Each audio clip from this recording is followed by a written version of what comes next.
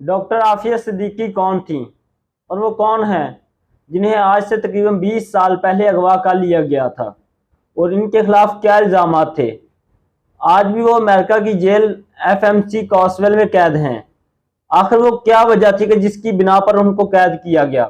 Doctor Aafia Siddiqui نے ایسا کون سا فارمولہ تیار کیا تھا جس کی وجہ سے امریکہ ان سے خوفزدہ تھا، اور آج ان کی رہائی کے لیے کوششیں کی جا رہی ہیں، اور امید ہے کہ انشاءاللہ وہ بہت جلد قید سے رہائی پا لیں گی۔ اس بارے میں مکمل جاننے کے لیے ویڈیو کو آخر تک ضرور دیکھیں۔ ناظرین، اگر ڈاکٹر عافیہ صدیقی کے خاندان کی بات کی جائے تو وہ ایک سادہ اور پڑھے لکھے مذہبی گھرانے سے تعلق رکھتی تھیں۔ وہ ایک ذہین اور عقل مند خاتون تھیں۔ ان کا شمار پچھلے 300 سالوں میں پیدا ہونے والے ذہین ترین انسانوں میں ہوتا ہے۔ ڈاکٹر عافیہ صدیقی کا بھائی امریکہ کی ایک یونیورسٹی میں تعلیم حاصل کرنے گیا ہوا تھا، تو اس نے ان کو مشورہ دیا کہ ہیوسٹن یونیورسٹی میں اسکالرشپ پہ اپلائی کریں۔ تو ڈاکٹر عافیہ صدیقی نے ہیوسٹن یونیورسٹی میں اسکالرشپ پہ اپلائی کیا اور پڑھنے کے لیے امریکہ چلے گئیں۔ اس کے بعد انہیں امریکہ کے ایک مشہور ترین یونیورسٹی MIT، جس کا شمار دنیا کی مشہور ترین یونیورسٹیوں میں ہوتا ہے، سے اسکالرشپ کی آفر ملی۔ اس کے بعد انہوں نے MIT کو جوائن کر لیا۔ MIT میں انہوں نے PhD کی ڈگری حاصل کی اور وہاں ریسرچ میں ایک ایسا فارمولہ تیار کیا جو امریکہ کے بڑے بڑے سائنسدان بھی نہ کر سکے۔ اسی ریسرچ کے بدلے میں انہیں امریکہ کے ایک ادارے سے انعام سے بھی نوازا گیا۔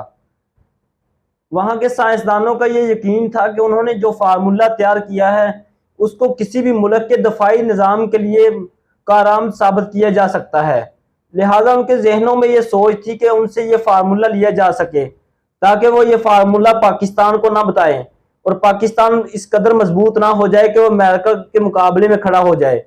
انہوں نے ان سے یہ فارمولہ لینے کی بارہا کوششیں کی، لیکن انہوں نے اس فارمولے کو خود تک ہی پوشیدہ رکھا، کیونکہ ڈاکٹر عافیہ صدیقی کو اس بات کا اندازہ تھا کہ اگر یہ فارمولہ امریکہ کے ہاتھ لگ گیا تو وہ اس کو مسلم امت کے خلاف استعمال کریں گے، وہ اس کو پاکستان کے خلاف استعمال کریں گے، لہٰذا انہوں نے اس فارمولے کو کسی پر ظاہر نہیں ہونے دیا۔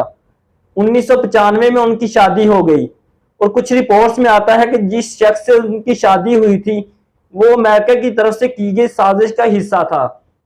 ڈاکٹر عافیہ صدیقی کے شوہر نے ان سے یہ فارمولہ لینے کے لیے ہزارہا کوششیں کی، لیکن جب اس کو یہ معلوم ہو گیا کہ اس کو یہ فارمولہ نہیں ملے گا تو اس نے ڈاکٹر عافیہ صدیقی کو طلاق دے دی اور ان کے خلاف ایسے الزامات لگائے جن کی کوئی بنیاد نہیں تھی۔